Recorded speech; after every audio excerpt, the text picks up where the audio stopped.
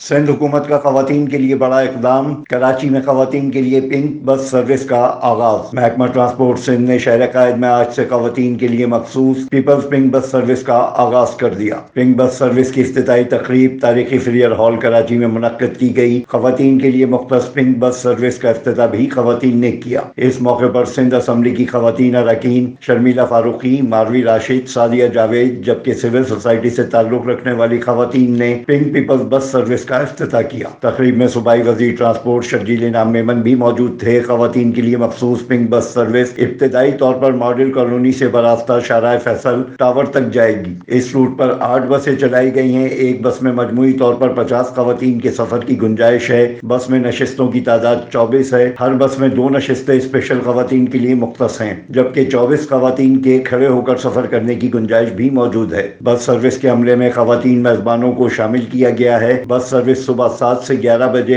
اور شام 4 سے 9 بجے تک ہر 20 منٹ بعد چلے گی، جبکہ دفتری اوقات کے علاوہ معمول کے اوقات میں ہر 1 گھنٹے کے بعد یہ بسیں چلیں گی۔ تقریب سے خطاب کرتے ہوئے صوبائی وزیر شرجیل انعام میمن کا کہنا تھا، پاکستان پیپلز پارٹی کی قیادت نے ہمیشہ خواتین کو بااختیار بنانے کے لیے پالیسیاں بنائی ہیں۔ انہوں نے مزید کہا کہ آج 8 بسوں سے پنک بس سروس کا آغاز کیا ہے، لیکن یہ تعداد مزید بڑھائی جائے گی۔ اس سروس کو پورے کراچی اور سندھ کے بڑے شہروں تک بڑھائیں گے۔ Afzal Khan, C110 news, Karachi.